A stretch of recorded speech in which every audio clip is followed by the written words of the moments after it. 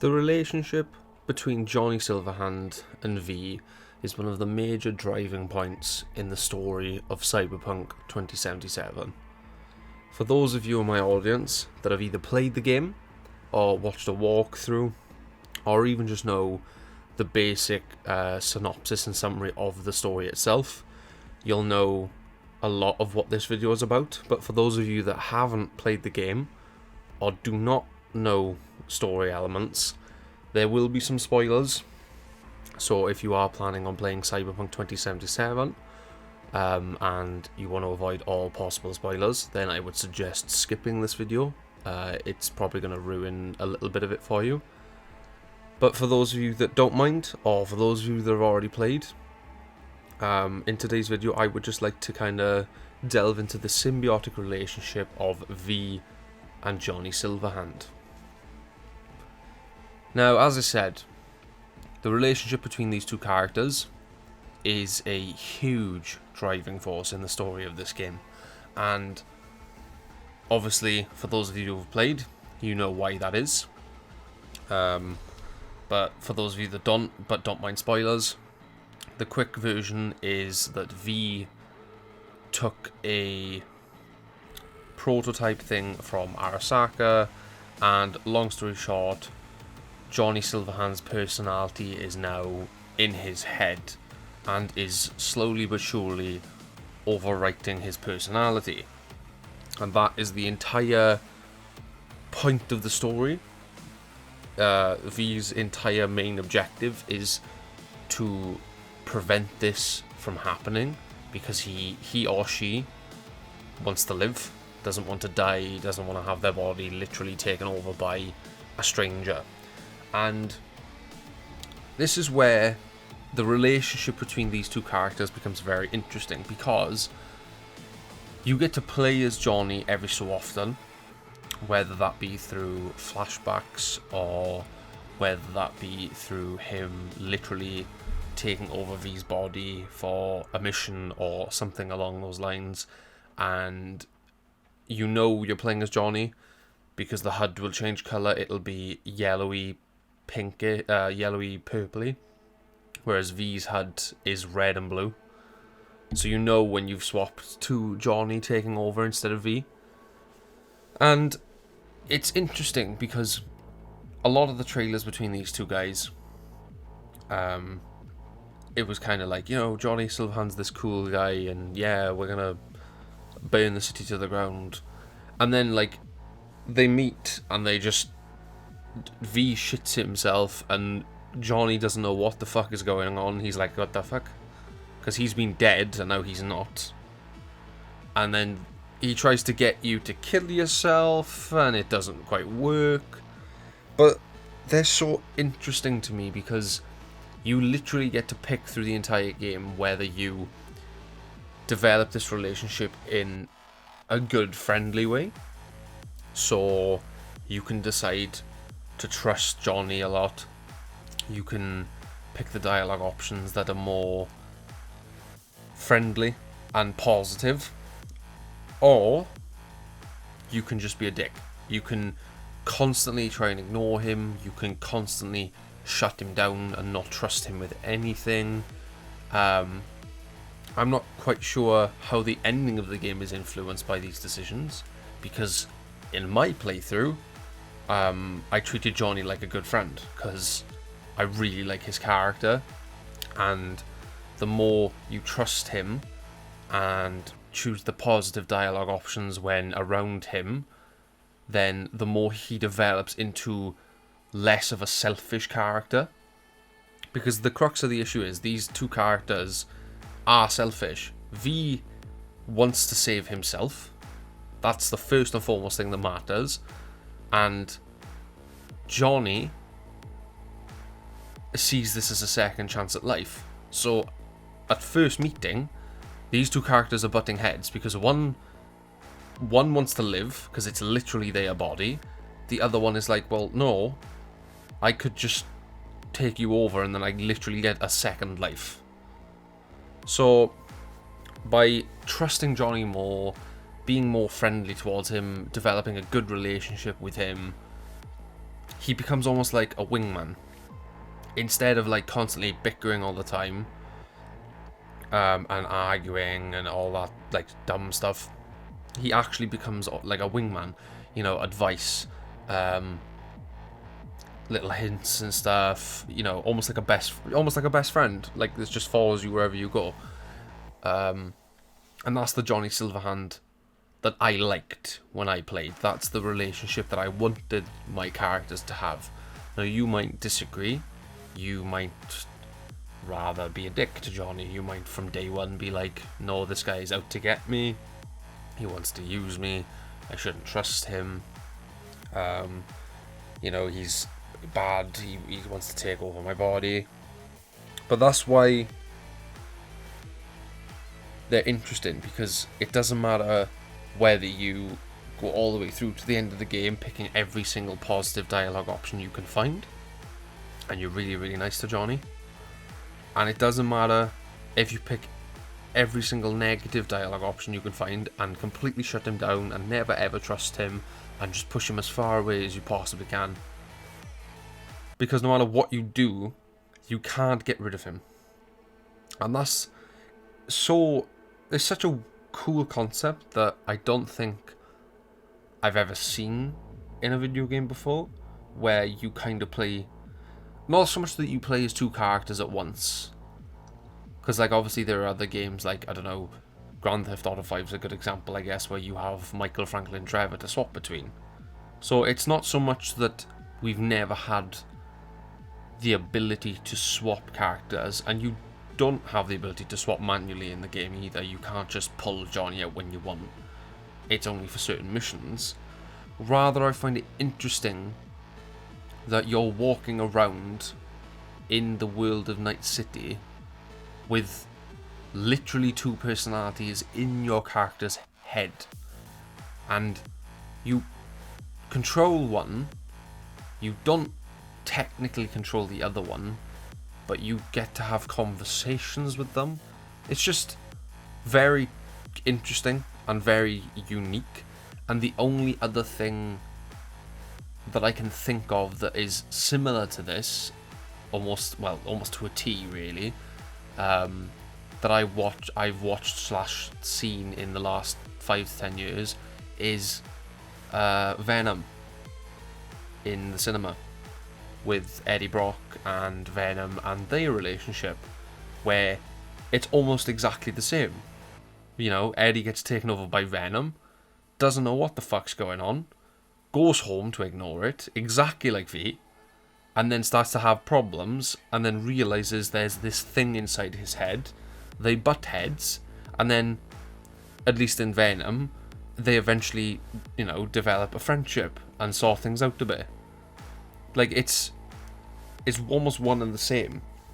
And I just find it really, really cool. Like, literally, when you think about it, Johnny is the Venom to Eddie Brock. You know, Johnny is V's Venom. It's just very cool. I just find it really cool that, like, a lot of the trailers portrayed that Johnny was going to be this character that was going to, like, help us through, you know, the story, and he was this mercenary and all this, like, we've got a city to burn, he's this really cool guy, and then you meet him for the first time in the game and he's trying to get you to kill yourself. It's just such a way to just flip expectations on their head, and it's just such a cool element of the story. And I am still gonna make, you know, I still want to make a video on the story of Cyberpunk 2077. I want to make a video on the music of Cyberpunk 2077, because this game is still, like, in my eyes, so great, and there are so many different, like, things I want to talk about it in videos, but I want to put them in separate videos because I don't want to jam it all into one. But, like, I don't know, I've just never ever seen a relationship like this in a video game before. Like, I like the way my playthrough went. I like that by the end of the game, V and Johnny were basically best friends, you know, and Johnny was adamant to V that, like, look, I'm not in this to fuck you over. Whatever your decision is, X, Y, Z, B, Y, whatever, you know, that's fine. Like, I'll accept it. I won't try and take over your head or anything. I won't try and stop you. Like, whatever you decide, it's your body. It's up to you. And that, for me, is how I feel like it should go. I feel like that's how the story should go. And obviously there are multiple endings to Cyberpunk 2077, regardless of how you treat Johnny. And I know what my ending was, and I think it was decent. I consider my ending to be very much in the style of Edgerunners, the anime, where V accepted the fact that he had 6 months to live, even without Johnny. Even by getting rid of him, he would only have 6 months left to live because too much of the personality had been ripped away. And so he accepted that, went back to the afterlife, became a legendary merc of Night City, and was about to rob the casino on the moon to go out with a bang, basically, you know. And I'm happy with that ending. You know, that was very in an Edgerunners kind of style for me, where it was like, you know, one final hurrah, like, you know, one big thing. But I don't know how much different it would have been if I had spoke to Johnny the entire game like shit instead. Like, if I'd been really rude and really untrusting and just never let him in, basically, on how V was feeling. I wonder if he would have completely changed the ending that I was gonna get. Like, I wonder if I had been like, yeah, I'm gonna make this decision, we're gonna get rid of you, and I'm gonna just accept I have 6 months to live, and then if Johnny would have turned around and been like, actually, no, fuck you, this entire time you've been a dick, and I'm gonna try and stop you because I deserve a second chance at life. You know, he's such an interesting character. Like, Johnny Silverhand in himself, I could easily make a video on him by himself, because he's such an interesting character with such charisma, but also he can be a dick, but also he can be like a good guy when he actually tries.